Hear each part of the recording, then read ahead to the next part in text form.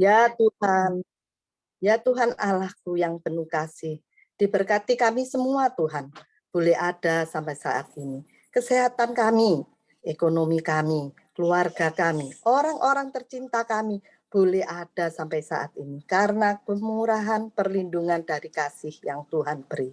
Ya Tuhan, melalui pujian yang kami nyanyikan, kami sungguh merasa kami ini kecil Tuhan. Tiada artinya dibandingkan Engkau. Kami hanya bisa melihat punggungmu yang penuh kasih terus menyertai perjalanan hidup kami sampai boleh ada saat ini dan malam ini. Kami percaya Tuhan, taruh hati kami, pikiran kami di hati-Mu Tuhan, sehingga kami dapat melihat jalan-jalan yang akan kami dengarkan, akan kami mengerti, sehingga kami dapat berlaku dengan baik dan benar di hadapan-Mu. Berkati pula Pak Bambang Tuhan, urapi dia Tuhan, dengan hikmat kebijaksanaan dari Tuhan sendiri, sehingga apa yang diwartakan boleh ditabur di tanah yang sungguh-sungguh subur Tuhan di hati kami. Ya Tuhan, beracaralah Tuhan melalui firman-Mu, sehingga kami jadi orang-orang yang benar di hadapan Engkau dan boleh memuliakan nama-Mu, terutama dapat menyenangkan hati-Mu. Haleluya, amin.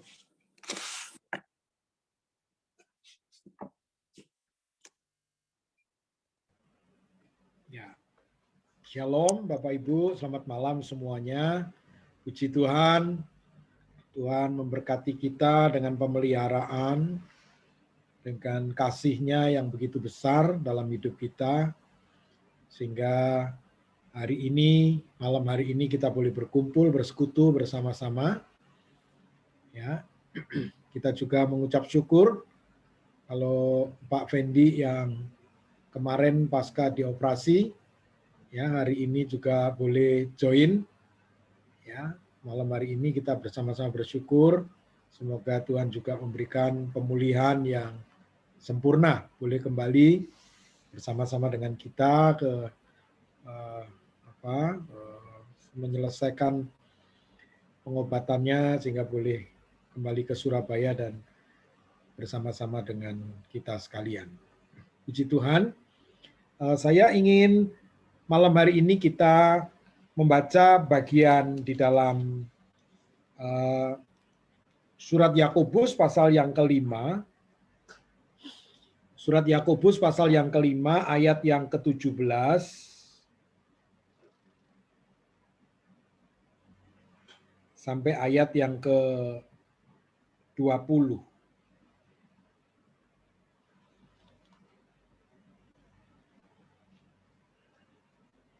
Yakobus pasal 5 ayat 17 sampai ayat yang ke-20. Demikian firman Tuhan saya bacakan bagi Bapak Ibu sekalian. Elia adalah manusia biasa sama seperti kita. Dan ia telah bersungguh-sungguh berdoa supaya hujan jangan turun. Dan hujan pun tidak turun di bumi selama 3 tahun dan 6 bulan. Lalu ia berdoa pula dan langit menurunkan hujan dan bumi pun mengeluarkan buahnya. Saudara-saudaraku, jika di antara kamu yang menyimpang dari kebenaran dan ada orang yang membuat dia berbalik, ketahuilah bahwa barang siapa membuat orang berdosa berbalik dari jalannya yang sesat, ia akan menyelamatkan jiwa orang itu dari maut dan menutupi banyak dosa. Nah, Bapak Ibu sekalian,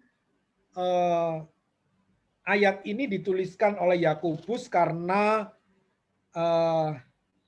adanya satu keraguan, ya, satu keraguan bahwa bagaimana manusia kita ini bisa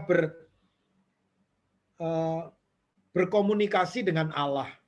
Bagaimana manusia kita yang seperti kita ini, ataupun di zaman sekarang ini ya, di zamannya Yakobus saja orang sudah ragu bagaimana kita bisa berbicara dengan Allah seperti Musa, seperti Daud, seperti Abraham, seperti Elia, begitu ya. Lalu Yakobus memberikan satu cerita pengalaman tentang Elia, ya, mencatat tentang kisah Elia, bagaimana Elia itu juga adalah orang yang pernah ketakutan, pernah mengalami keraguan-raguan, ya, dia melarikan diri, ya, karena merasa bahwa Allah itu tidak sanggup melindungi dia sehingga dia harus lari dari kejaran Isabel dan lain sebagainya. Nah, keraguan-raguan inilah yang ingin dihilangkan oleh Yakobus sehingga dia menceritakan Elia itu yang manusia biasa, yang juga makan, juga ngantuk, juga tidur, ya, bisa gelisah, bisa mengalami kesedihan, ketakutan, dan lain sebagainya.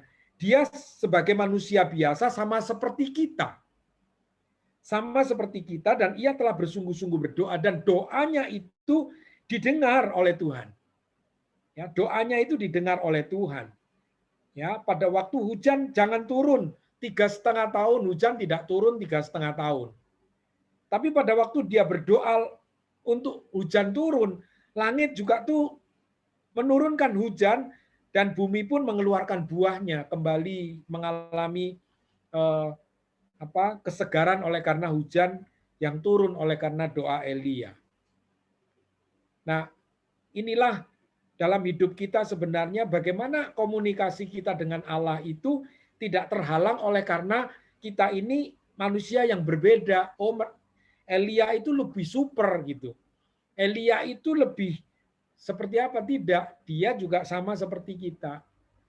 Nah, inilah yang ingin ditekankan Yakobus supaya kita pun manusia yang biasa ini bisa berkomunikasi dengan Allah, diperkenan, diperbolehkan untuk berdoa. Terlebih Tuhan Yesus sendiri memberikan, ya, bahwa kalau kamu mau berdoa, masuklah ke dalam kamarmu, tutup pintumu, lalu berdoalah kepada Bapa. Ya, katakan sesuatu, ya, dengan doamu apa yang kamu ingin katakan, kamu katakan. Ya, lalu Tuhan Yesus mengajarkan jika kamu berdoa mintalah dan mintalah dalam namaku. Nah, Bapak Ibu, saya ingin membagi PowerPoint untuk kita melihat, ya, bagian yang ingin kita pelajari dalam kehidupan kita, ya. Yakobus pasal 5 tadi yang kita baca adalah doa manusia biasa. Jadi doa Musa, doa Daud, doa Abraham, doa Elia, doa Yesus pun adalah doa manusia biasa yang menginginkan jawaban dari Tuhan.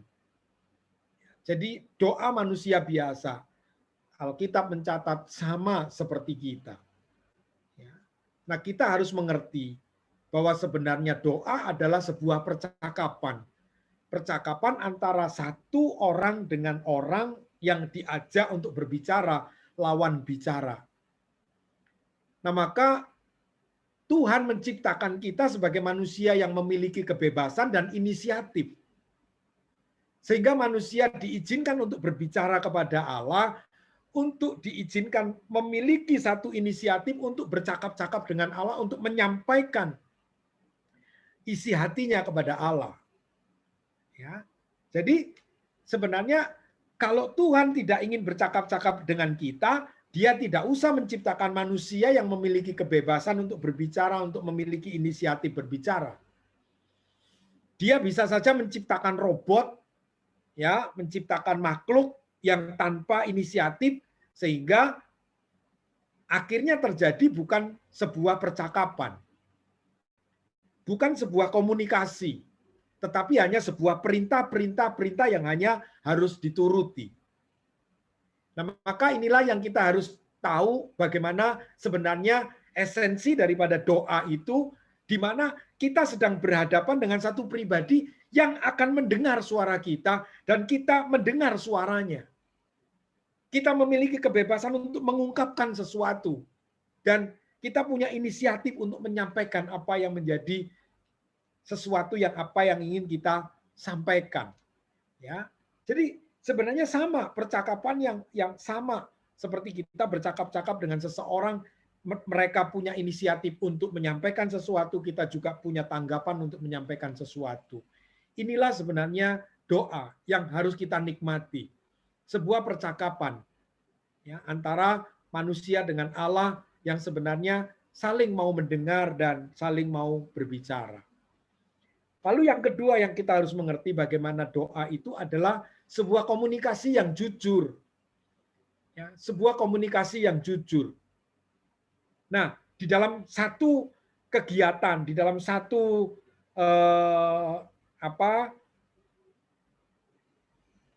satu aktivitas ya yang kita lakukan, di mana di sana adalah sebuah kunci untuk memahami percakapan itu. Sebenarnya apa sih yang kita alami? Aktivitas apa yang sedang menimpa kita, kejadian apa yang sedang kita alami. Itulah yang sebenarnya kita bicarakan dengan Tuhan. Jujur kita mengatakan, Tuhan inilah keadaanku. Jadi aktivitas apa itulah yang sebenarnya menjadi bahan ya untuk kita berbicara dengan Allah, dan Allah ada di sana untuk mengerjakan sesuatu bersama-sama dengan kita. Maka dalam surat Roma dikatakan Allah itu bekerja bersama-sama dengan kita untuk mendatangkan kebaikan bagi kita. Jadi di dalam setiap pergumulan kita, dalam setiap apa yang kita rasakan, di sanalah kita bercakap-cakap ya, memahami kunci daripada apa yang harusnya kita percakapkan, yaitu aktivitas apa yang sedang kita alami yang terjadi dalam hidup kita. Itu yang menjadi kunci daripada apa yang kita harus komunikasikan kepada Allah dengan jujur. Allah tidak menghendaki kita selalu datang dengan satu topeng bahwa kita orang hebat, kita orang yang selalu taat, orang yang selalu setia. Pada saat kita mengalami kejatuhan, kita berbicara bahwa kita sedang mengalami kejatuhan. Pada saat kita ketakutan, kita mengatakan kepada Tuhan, aku sedang ketakutan. Nah, di sanalah kita memahami bagaimana kita bisa melakukan sebuah komunikasi dan itu jujur kita sampaikan kepada Tuhan. Ya, Tuhan tidak akan menjadi satu pribadi yang menginginkan hanya sesuatu yang dia inginkan baru dia mau berbicara. Lalu yang ketiga, doa adalah sebuah hubungan. Ya, doa adalah sebuah hubungan. Jadi pada waktu percakapan itu terjadi, ya saling memberikan ungkapan di dalam percakapan itu, lalu di dalam aktivitas itu bersama-sama, lalu membicarakan sesuatu. Kemudian terjadi satu hubungan, ya menumbuhkan doa itu menumbuhkan hubungan yang kooperatif. Kita bekerja bersama-sama dengan Allah. Allah bekerja bersama-sama dengan kita. Hubungan yang dekat, yang semakin akrab, yang penuh hikmat sebagai pribadi yang dewasa. Menumbuhkan hubungan yang semakin dewasa, menumbuhkan kita sebagai pribadi yang dewasa. Bukan lagi antara anak-anak dengan orang dewasa, tetapi anak-anak yang semakin bertumbuh menjadi dewasa, sehingga percakapan, komunikasi, dan hubungan itu adalah hubungan yang semakin dewasa. Karena kita bertumbuh di dalam hubungan itu yang penuh hikmat sebagai pribadi yang semakin dewasa. Nah, bagaimana doa yang kita naikkan? Apakah kita ini selalu berdoa seperti seorang anak kecil yang tidak tahu kebutuhan kita, kita minta tidak sesuai dengan apa yang kita butuhkan, kita tidak jujur dalam meminta sesuatu, ya. Kita minta di luar dari apa yang sebenarnya aktivitas yang kita lakukan gitu. Ya. Jadi seringkali orang meminta tidak jujur. Orang melakukan hubungan ini tidak seperti orang dewasa. Ya, karena gambarannya seperti anak kecil itu, ya, meminta bukan sesuai kebutuhan tapi sesuai dengan keinginan. Ya. Kalau ya gambarannya kalau anak kecil itu kalau dia minta apa yang dia mau, dia minta permen. Kalau dia minta permen tidak cukup satu, dia minta banyak. Ya, padahal giginya bisa rusak, dia nggak ngerti. Pokoknya aku mau dan aku senang, aku minta. Ini bukan orang dewasa, ini anak kecil yang tidak tahu apa sesungguhnya yang diminta dan manfaatnya untuk apa. Sebagai orang dewasa, dia tahu apa yang diminta. Dalam hubungan yang dewasa itu, dia mengerti apa yang dia minta. Karena dia adalah pribadi yang bertumbuh dewasa. Inilah yang kita harus pahami di dalam doa kita. Kemudian, di dalam berdoa, kita harus memahami bagaimana mengasihi Allah itu dengan segenap keberadaan kita. Ya, dengan segenap keberadaan kita. Memang adanya kita seperti ini, kita kasih dia dengan keberadaan kita. Nah, kasih itulah yang dirancang untuk menjadi jalan utama dalam hidup bersama dengan orang lain. Artinya dengan orang yang kita ajak bersama-sama. Itu kasih. Jadi karena kasih kita, maka kita dimungkinkan untuk hidup bersama-sama dengan Allah itu karena kita kasih kepada Allah. Allah mengasihi kita. Sehingga itu menjadi jalan utama untuk kita hidup bersama karena kita mengasihi dia.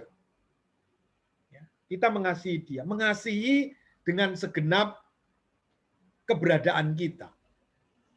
Jadi bagaimana kita mengenal Allah yang mengasihi, kita memahami Allah yang mengasihi, lalu kita juga mengasihi Allah sehingga kita dapat hidup bersama-sama.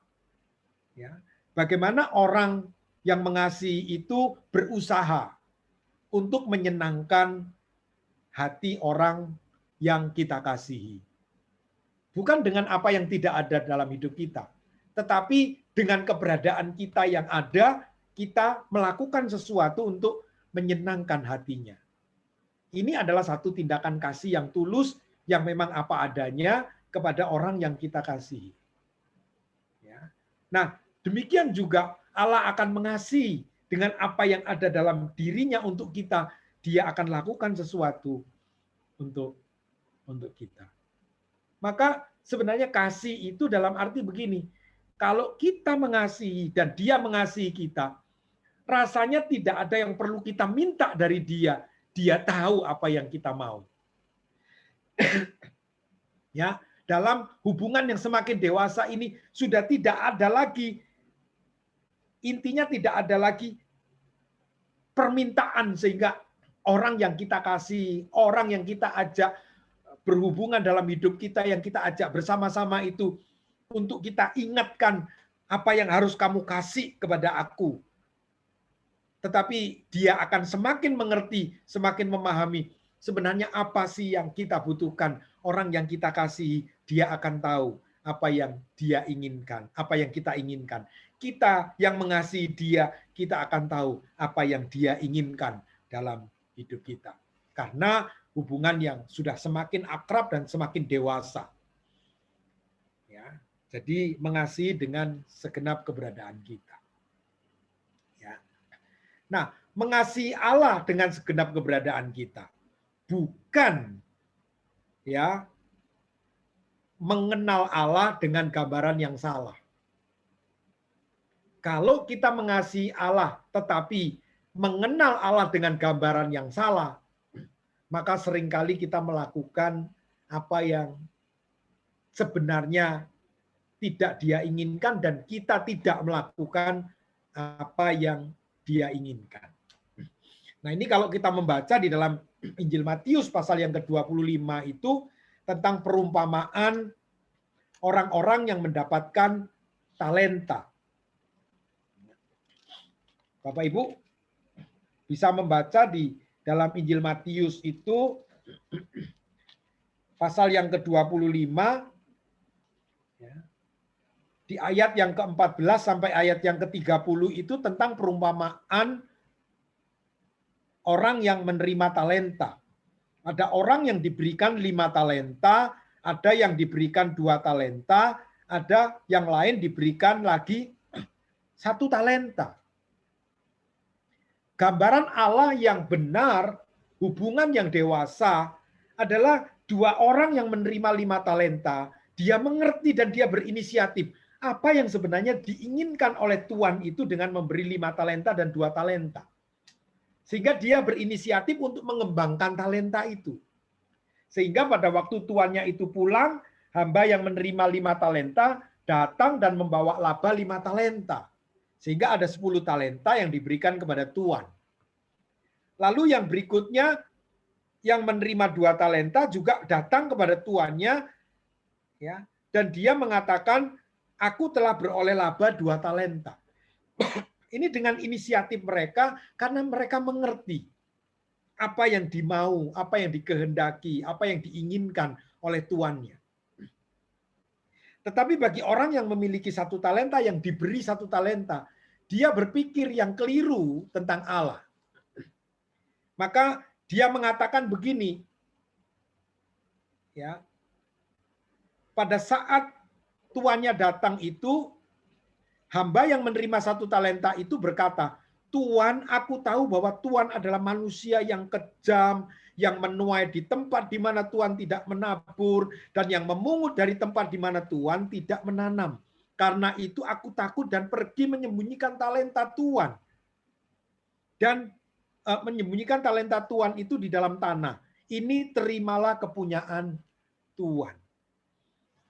Pada saat orang yang melakukan inisiatifnya dan menyenangkan hati tuannya karena dia tahu apa yang dikehendaki oleh tuannya, maka Tuhan itu mengatakan, engkau hamba yang baik.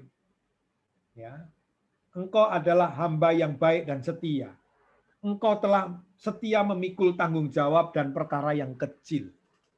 Maka aku akan memberikan kepadamu tanggung jawab dan perkara yang besar. Kepada orang yang memiliki 1 talenta, dia tidak mengenal Allah dengan baik. Dia tidak mengenal Allah dengan tepat. Sehingga dia mengatakan Tuhan ini adalah Tuhan yang kejam. Tuhan yang akan mengambil dari apa yang tidak disimpan, yang tidak ditabur, yang tidak ditanam. Maka sebenarnya orang yang memiliki 1 talenta ini tidak berbuat apa-apa. Dia tidak, orang yang tidak berbuat apa-apa memang kelihatannya tidak salah. Ya, banyak orang yang mengatakan, aku ini kan tidak berdosa, aku ini kan tidak bersalah. Ya, karena tidak mencuri. Orang yang dititipi 1 talenta ini memang dia tidak mencuri, dia tidak berdosa apa-apa, tetapi Tuhan itu akhirnya menghukum dia. Karena sebenarnya dengan tidak melakukan apa-apa, ini sebenarnya adalah sebuah kesalahan, sebuah kekeliruan. Nah, maka yang selanjutnya saya ingin melihat bagaimana manusia biasa dapat berbicara dengan Allah. Ya, manusia yang biasa ini dapat berbicara dengan Allah. Ya. Kembali di dalam satu cerita di mana Rasul Paulus dan Barnabas di dalam Kisah Para Rasul pasal yang ke-14. Ya, di dalam Kisah Para Rasul pasal yang ke-14, di mana manusia biasa dimungkinkan untuk mendapatkan sebuah manifestasi, artinya mendapatkan sebuah mujizat di dalam hidup mereka, walaupun mereka tetap mengatakan dengan segala kerendahan hati, kami ini adalah manusia biasa. Di ayat yang ke-10 sampai ayat yang ke-15, Kisah Para Rasul pasal 14, dikatakan demikian. Lalu kata Paulus dengan suara nyaring, berdirilah tegak di atas kakimu. Dan orang itu melonjak berdiri, lalu berjalan kian kemari. Ketika orang banyak melihat apa yang telah diperbuat Paulus, mereka itu berseru dalam bahasa Likaonia, dewa-dewa telah turun ke tengah-tengah kita dalam rupa manusia. Barnabas mereka sebut Zeus, dan Paulus mereka sebut Hermes, karena ia yang berbicara. Maka datanglah imam dewa Zeus, yang kuilnya terletak di luar kota, membawa lembu-lembu jantan dan karangan-karangan bunga ke pintu gerbang kota untuk mempersembahkan korban bersama-sama dengan orang banyak kepada rasul-rasul itu. Mereka itu, Barnabas dan Paulus, mengoyakkan pakaian mereka, lalu terjun ke tengah-tengah orang banyak itu sambil berseru, "Hai kamu sekalian, mengapa kamu berbuat demikian? Kami ini adalah manusia biasa sama seperti kamu. Kami ada di sini untuk memberitakan Injil kepada kamu, supaya kamu meninggalkan perbuatan sia-sia ini dan berbalik kepada Allah yang hidup, yang telah menjadikan langit dan bumi, laut, dan segala isinya." Bapak Ibu sekalian, ada banyak tokoh Alkitab yang diceritakan yang mampu mendapatkan hal-hal yang luar biasa. Demikian juga Paulus dan Barnabas. Seakan-akan Musa, Daud, Elia, Paulus, Petrus, dan Yesus ini seakan-akan mendapatkan sesuatu yang istimewa dan kita tidak bisa. Mereka lebih istimewa sehingga Allah memberikan itu. Yakobus mengatakan Elia adalah manusia biasa. Paulus sendiri berkata kepada orang-orang di Likaonia, dia mengatakan kami adalah manusia biasa. Kemanusiaan Musa, Daud, Elia, Paulus, Petrus, dan Yesus itu mengajarkan bahwa manusia itu diperkenan untuk berinteraksi dengan Allah. Kita manusia yang biasa itu diperkenan untuk bisa berinteraksi dengan Allah. Bukan menunggu satu keistimewaan sehingga kita boleh berbicara dengan Allah. Maka mengapa kita seringkali tidak menyadari atau kita sendiri agak kurang menikmati bagaimana Allah itu seakan-akan tidak berinteraksi dengan kita. Ya. Jadi kesalahan di dalam doa itu seringkali muncul. Ya, bukan Allah tidak mendengar atau Allah tidak mengabulkan atau Allah tidak menjawab, tetapi yang pertama di dalam surat Yakobus pasal 4 ayat yang kedua sampai ayat yang ketiga, bagaimana orang-orang yang berdoa, bercakap-cakap, berinteraksi dengan Allah, berhubungan dengan Allah, itu sudah tidak lagi memperhatikan siapa Allah. Mereka hanya mementingkan keinginan atau hawa nafsu mereka. Di ayat 2 dan ayat yang ketiga dikatakan, kamu menginginkan sesuatu tetapi kamu tidak memperolehnya, lalu kamu membunuh. Kamu iri hati tetapi kamu tidak mencapai tujuanmu, lalu kamu bertengkar dan kamu berkelahi. Kamu tidak memperoleh apa-apa karena kamu tidak berdoa. Atau kamu berdoa juga, tetapi kamu tidak menerima apa-apa karena kamu salah berdoa. Sebab yang kamu minta itu hendak kamu habiskan untuk memuaskan hawa nafsumu. Bertentangan dengan pengertian doa yang bercakap-cakap dengan Allah sebagai satu interaksi, komunikasi yang jujur dengan apa yang dibutuhkan, dengan apa yang diperlukan di dalam aktivitas kehidupan kita. Di dalam Yakobus ini ditegur orang-orang yang memang meminta sesuatu kepada Allah tanpa memperhatikan apakah permintaannya itu jujur kepada Allah.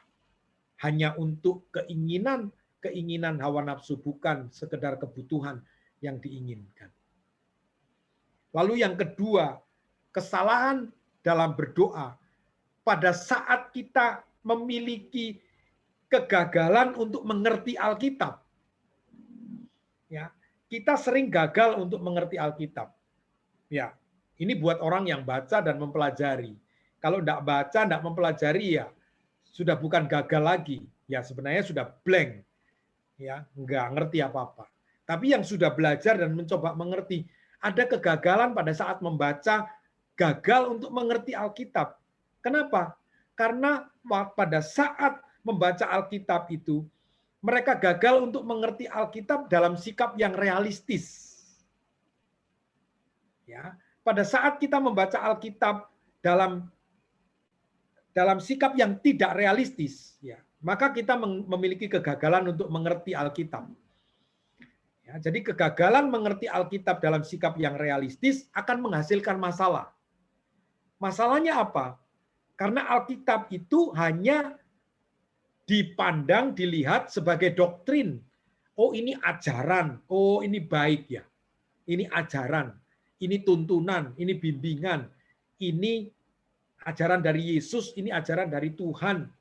Ya, sebagai doktrin. Lalu, hanya mengenal Allah yang abstrak. Allah ada di sana, Allah itu begini, Allah itu mengasihi, Allah itu marah, Allah itu begini. Tapi Allah yang abstrak. Mereka mungkin menyelidiki tanpa henti. Tetapi poinnya, tanpa mengalami perjumpaan dengan Allah. Karena jarak antara kita manusia biasa dengan Allah itu tidak terhampiri. Maka Allah yang abstrak, Allah yang tidak ada hubungannya realitasnya dengan kita. Maka orang sulit untuk memahami Allah yang bersama-sama, Allah yang bercakap-cakap, berbicara dan mendengarkan komunikasi interaksi kita, ya, mendengarkan apa yang kita keluhkan, apa yang kita bicarakan. Yang kedua, di dalam kegagalan mengerti Alkitab dalam sikap yang realistis ini menghasilkan masalah apa? Mereka akan berhenti untuk mengerti Alkitab karena tidak memahami sebenarnya pengalaman tokoh-tokoh yang tadi itu yang bisa berbicara dengan Allah, yang mendapatkan pesan Allah, yang mendapatkan firman Allah, yang mendapatkan mujizat Allah, tidak memahami pengalaman tokoh-tokoh Alkitab itu, ya, atau saat tokoh-tokoh Alkitab itu mengalami kesulitan, pergumulan dan lain sebagainya, dia tidak pernah memahami, tidak pernah mengerti. Ya, itu kan tokoh-tokoh Alkitab di zaman dulu. Itu kan orang-orang istimewa. Ya. Dia tidak akan pernah bisa memahami apakah itu bisa terjadi dalam hidup kita. Kalau mereka akhirnya menjadi orang yang mati karena membela nama Yesus, bagaimana jika terjadi dalam hidup kita? Ya. Ada dua zona yang mereka pikirkan. Ada orang yang begitu istimewa yang kita tidak akan bisa ada di dalam posisi itu. Ada sebaliknya ada zona yang mengatakan ada orang yang menderita begitu sampai mati seperti Paulus, Petrus, semua rasul-rasul mati karena mengikut Kristus. Bagaimana saya juga bisa hidup di dalam situasi seperti itu? Maka orang berhenti untuk mengerti Alkitab. Karena itu sebuah cerita yang hanya dapat dinikmati, dialami oleh orang-orang tertentu saja. Kembali kepada pemahaman kita sebenarnya. Bagaimana relasi kita dengan Allah adalah mengasihi Allah dengan keberadaan kita. Allah tidak akan memberikan kita seperti orang-orang lain. Tetapi Allah memberikan kepada kita sesuai dengan anugerahnya yang dapat kita tanggung. Ya, Allah itu akan memberikan sesuatu sesuai dengan apa yang dapat kita tanggung, apa yang dapat kita lakukan. Mungkin kita tidak sampai diajak untuk menjadi mati sebagai martir. Ya, mengasihi Tuhan tidak sampai mati menjadi martir. Apa yang bisa kita lakukan dengan keberadaan kita? Ya nggak usah mati sampai jadi martir. Dengan apa yang mampu kita lakukan, dengan apa yang Tuhan berikan dan dengan apa yang kita bisa miliki. Sebenarnya Tuhan menempatkan kita di sana. Ya. Tuhan menempatkan kita di sana. Tuhan beranugerah dalam hidup kita dengan apa yang sesuai dengan apa yang kita terima di dalam kehidupan kita. Sebab itu Allah bekerja bersama-sama dengan kita. Ya, walaupun mungkin tidak spektakuler seperti yang dialami oleh Petrus, Paulus, dan lain sebagainya. Tetapi di sana pun Allah berkomunikasi, berinteraksi, dan sedang berelasi dengan kita.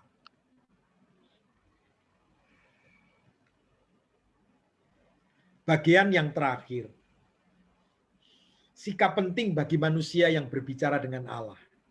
Ada dua paradoks, Bapak Ibu. Pada waktu kita betul-betul bisa berinteraksi dengan Allah, ya, sebenarnya ada dua hal yang paradoks. Yang pertama, kita adalah orang yang penting. Yang kedua, kita bukan orang yang penting. Jadi yang mana yang benar? Adalah sikap kedua-duanya yang harus kita miliki sebagai manusia yang bisa mendapatkan anugerah, diperkenan untuk berkomunikasi, berelasi dengan Allah, berbicara dengan Allah. Yang pertama, kita adalah orang penting. Kenapa kita orang penting? Karena Allah itu memberikan nyawa anaknya menjadi tebusan bagi dosa kita. Bukankah kita menjadi orang yang sangat penting? Kenapa Allah mau turun menjadi manusia, mati bagi kita, dan menebus dosa kita? Kita adalah orang penting, kenapa? Karena Dia memberikan rohnya, roh kudusnya untuk berdiam di dalam diri kita sebagai baitnya. Bukankah kita adalah orang yang sangat penting bagi Allah? Yang kedua, yang paradoks. Bagi kita, yang kita harus sikapi dalam hidup kita, kita bukan orang yang penting. Kenapa? Karena sebenarnya Allah hanya ingin memberikan kesempatan pada waktu Dia berbicara, Dia berfirman kepada kita. Dia hanya memberikan kesempatan kepada kita untuk bisa menjadi lebih baik. Hanya untuk bisa menjadi lebih baik. Makanya Dia datang dalam hidup kita. Untuk apa? Untuk memberi tanggung jawab yang lebih besar.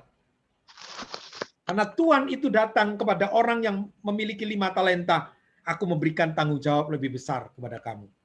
Udah, itu aja. Yang Tuhan mau, supaya kita melakukannya lebih lagi. Habis itu Tuhannya pergi lagi, kasih lagi tanggung jawab yang lebih besar. Yang berikutnya, kita bukan orang penting. Untuk apa? Sebenarnya Dia berbicara kepada kita, Dia berelasi dengan kita untuk supaya kita memelihara dan membimbing orang lain, menjadi berkat bagi orang lain. Yang terakhir, di mana kita diberikan hubungan relasi dengan Allah, Allah berbicara dengan kita, Dia bersekutu dengan kita. Untuk apa? Untuk kita diutus melayani orang lain, untuk melayani Allah. Kita sebagai hamba. Sebagai hamba bukan orang yang penting, tetapi orang yang taat dan setia sampai mati untuk melayani Tuhan. Mari kita tutup firman ini dengan doa. Mari kita berdoa bersama-sama. Bapa Surgawi, terima kasih. Kami mengucap syukur untuk perenungan firman yang singkat ini menolong kami untuk kami mengerti anugerah Tuhan bagi kami sekalian. Sekalipun kami manusia yang biasa, Tuhan mengajar kami bahwa Paulus, Elia, Musa, Daud, Petrus, itu pun juga manusia yang biasa, sama seperti kami. Allah pun memperkenan mereka untuk berelasi dengan Tuhan. Dan kami juga mengucap syukur bahwa Allah memperkenan kami untuk kami dapat berelasi dengan Tuhan. Karena anugerah-Mu di dalam Yesus Kristus, kami dilayakkan untuk kami boleh datang kepada Tuhan di dalam nama-Nya yang kudus. Melalui iman kami kepada Kristus, kami boleh menaikkan doa kami dan kami boleh berbicara kepada Bapa di sorga. Ajarkan kami Tuhan, untuk kami boleh mendapatkan kesempatan waktu yang ada, untuk kami memahami dan kami menyadari bahwa dimanapun kami berada, Engkau Allah yang berelasi dengan kami, Engkau Allah yang menyertai kami, Engkau Allah yang ingin menyampaikan sesuatu kepada kami, dan Engkau Allah yang mendengar sesuatu yang kami sedang percakapkan dengan Tuhan. Terima kasih untuk kebaikan-Mu, dan biarlah melalui perenungan kami mengerti bahwa kami tidak pernah sendiri. Kami tidak pernah berjalan sendiri, tetapi kami menyadari bahwa Allah yang mendengar keluhan kami, Allah yang mendengar suara kami. Demikian Allah yang bekerja di dalam aktivitas kami, dalam pergumulan kami, di dalam apapun yang kami lakukan. Engkau bekerja untuk mendatangkan kebaikan bagi kami. Terima kasih untuk perenungan firman-Mu. Terima kasih untuk semuanya yang Tuhan sudah anugerahkan di dalam kehidupan kami. Kami mengucap syukur dalam nama Tuhan kami Yesus Kristus. Amin.